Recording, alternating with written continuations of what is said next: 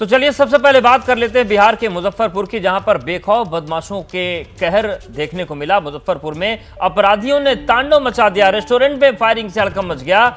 बदमाशों ने 22 round fire किया और जो लोग वहां पर मौजूद थे टेबल के नीचे छिपकर लोगों ने जान बचाई। और फायरिंग की तस्वीरें देखिए, हम आपको दिखा रहे हैं किस तरीके से, दो तस्वीरें आपके सामने हैं। ताबड़तोड़ फायरिंग की गई, लोगों ने किसी तरीके से अपनी जान बचाई। तो सवाल सीधा है कि सुशासन कहा तो जाता है, लेकिन क्या सुशासन बाबू के राज में बिहार के लोग सुरक्षित हैं? क्योंकि टीचर का मर्डर होता है, कॉन्ट्रैक्टर का कत्ल होता है। और आप देखिए मुजफ्फरपुर में जिस तरीके से ताबड़तोड़ फायरिंग हुई, अब देखिए 22 राउंड फायर हुई और उसकी गवाही ये शीशे दे रहे हैं जहां पर आपको गोलियों के निशान नजर आएंगे। और सवाल उठ रहा है कि फिर बिहार के लोग सुरक्षित आखिर कैसे महसूस करें? ये सीसीटीवी फुटेज आप देखिए किस तरीके से एक रेस्टोरेंट के अंदर इस वारदात को अंजाम देने की कोशिश की जाती है। आप इन तस्वीरों के जरिए देखिए, जो फुटेज सामने आए इसके जरिए देखिए लोग कैसे डर रहे। एक महिला देखिए किस तरीके से अपने आप को बचाने की कोशिश करती है, भागने की कोशिश करती है यहां पर लोग, लेकिन फायरिंग कर दी जाती है। गन पॉइंट पर वारदात को अंजाम देने की कोशिश की जाती है। ये फुटेज ये बताने के लिए काफी है, ये गवाही दे रही है कि इस वक्त बिहार में जो परिस्थितियां हैं लॉ एंड ऑर्डर के मद्देनजर खराब नजर आ रही है। पूछे कि प्रिंस ठाकुर हैं, तो बोले कि नहीं है मैनेजर सर। बाद में वो गए तो बोले कि नीचे आओ, तो बोले कि काम है तो आ जाइए ऊपर।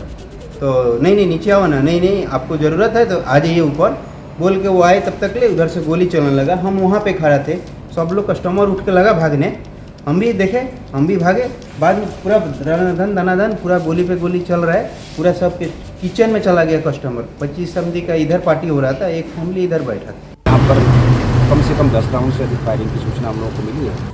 डराने के लिए उन्होंने ये घटना कारित की है, क्योंकि जो लोग यहाँ चला रहे थे, होटल रेस्टोरेंट के मालिक यहाँ चला रहे थे, जो लोग यहाँ पर बैठे थे, तो उनको भयभीत करने के लिए ये घटना कारित की गई। तो कोशिश कर रही थी जल्दी से जल्दी इस घटना में शामिल लोग गिरफ्तार कर लिए जाएँ। कुल 4 लोग अभी तक शामिल थे, 2 बाइक से आए थे, जिसके बारे में अभी तक हम लोग को प्राथमिक जानकारी मिली है। एक घटना में 6 घटना मर्डर की हो जाती है। हर जगह हम 1-2 जगह जाके प्रोग्राम बनाते हैं, 6 जगह, कल अररिया में 5-6 जगह। और हद तो हो गई अररिया में, जो जातीय जहर के लहर के कहर से सत्ता प्राप्त करना चाहते हैं उप मुख्यमंत्री तेजस्वी यादव जी, अररिया में सीमावर्ती क्षेत्र में एक खास समुदाय के लोगों का इतना मनोबल क्यों बढ़ रहा है?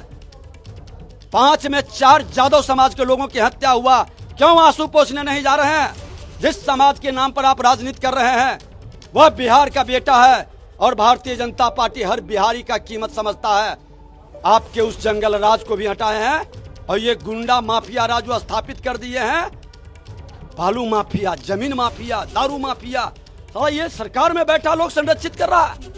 आज गोपालगंज में 2 मंत्री बैठा हुआ था, क्यों दोनों मंत्री अल्पसंख्यक समाज का पत्रकार की हत्या के बाद क्यों नहीं गया? क्यों आईबी में बैठा रह गया? वहां के लोग आक्रोशित होकर के बाद में पता चला कि उनके गाड़ी को आईबी में आकर के तोड़फोड़ कर दिया। और हद तो तब हो गई कि हमने अररिया में जब प्रोग्राम भेजा तो वहां के डीएम, वहां के लोग ने बताया कि रूम नहीं मिलेगा, क्योंकि 2 मंत्री हैं। नेता प्रतिपक्ष मुख्यमंत्री के बाद का बराबर का सम्मान मिलना चाहिए, लेकिन ये लोग रूम तक नहीं देते। तब पूर्णिया में हमको बुक करा के रहना पड़ा। क्यों बैठ करके वहां बैठे रह गए, क्यों नहीं गए, बताना चाहिए। इस तरह के मानसिकता के लोग कहीं ना कहीं अपराधियों का मनोबल बढ़ा रहे हैं। बिहार के नेता प्रतिपक्ष विजय कुमार सिन्हा सवाल उठा रहे हैं सरकार पर, प्रशासन पर, और कह रहे हैं कि आखिर क्यों सरकार आंख मूंद कर बैठी है। हमारे सहयोगी प्रकाश जुड़ गए। प्रकाश, जिस तरीके से ताबड़तोड़ घटनाएं चल रही इस वक्त बिहार में, क्या कानून व्यवस्था पूरी तरीके से ध्वस्त हो चुकी है? आखिर इतनी घटनाओं के बाद भी ये मैसेज बिहार सरकार क्यों नहीं दे पा रही है कि लोग बिहार में सुरक्षित हैं? देखिए, अब तक जो बिहार है वो बदनाम रहा है 2 तरह के क्राइम के लिए। एक जो नरसंहार का दौर हुआ करता था 2005 से पहले, और दूसरा था कि फिरौती के लिए या फिर संगठित, सुनियोजित और साजिश के तहत जो अपराध किए जाते थे गिरोहों के द्वारा। तो ये दोनों जो अपराध है इस पर हद तक अंकुश पाया गया है, लेकिन जो इधर हाल के दिनों में पिछले 3-4 वर्षों से जो अपराध बढ़ा है वो सबसे ज्यादा बैंक लूट की घटनाएं हुई हैं। वो आज हम नहीं दिखा रहे हैं, लेकिन पिछले अगर 1 साल का अगर आंकड़ा दिखाएंगे तो उसमें देखेंगे कि आप बैंक लूट सबसे ज्यादा हो रही है।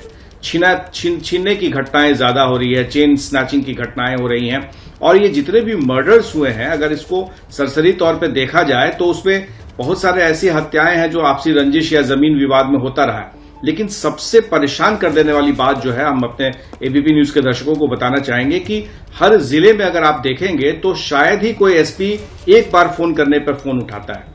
एक वो दौर था जिसमें कि नीतीश कुमार के एक फोन पर या डीजीपी के एक फोन पर सारे अधिकारी में हड़कंप मच जाता था एक घटना पर। लेकिन अब घटनाएं हो रही हैं, पुलिस वाले आराम से हैं। आप सोचिए कि समस्तीपुर में जिस तरह से एक पुलिस वाले की हत्या हुई है, उसके बाद से अब तक 6 दिन होने जा रहे हैं, लेकिन कोई इसमें अभी तक गिरफ्तारी नहीं हुई है। तो जाहिर है कि जब पुलिस वाले भी सुरक्षित नहीं हों, शराब माफिया हावी हैं, आराम से वो लोग वारदात को अंजाम देते हैं, तो ऐसे में इस तरह की घटनाओं पर नकेल कसने की जरूरत है। आप हमारे साथ रहिए, मैं वापस से आपके पास लौटती हूँ और सवाल आपसे रहेंगे। पत्रकारिता कोई इमोशन नहीं है, ना अपना कोई ज्ञान देना है और ना कोई विचार थोपना है। पत्रकारिता क्या है? पत्रकारिता का मतलब है सही जानकारी इकट्ठा करना और तथ्य बताना। पत्रकारिता आज जितने महत्वपूर्ण दौर में है, शायद पहले नहीं थी। इस दौर से निकलने के लिए सिर्फ सच दिखाने की जरूरत है, वो सच जो आपके हित को आगे रखे। इसलिए अब रात 9 बजे प्राइम टाइम नहीं होगा, ये आपका टाइम है। जगविंदर पटियाल के साथ देखिए पब्लिक इंटरेस्ट, सोमवार से शुक्रवार रात 9 बजे सिर्फ एबीपी न्यूज पर। एबीपी न्यूज आपको रखे आगे।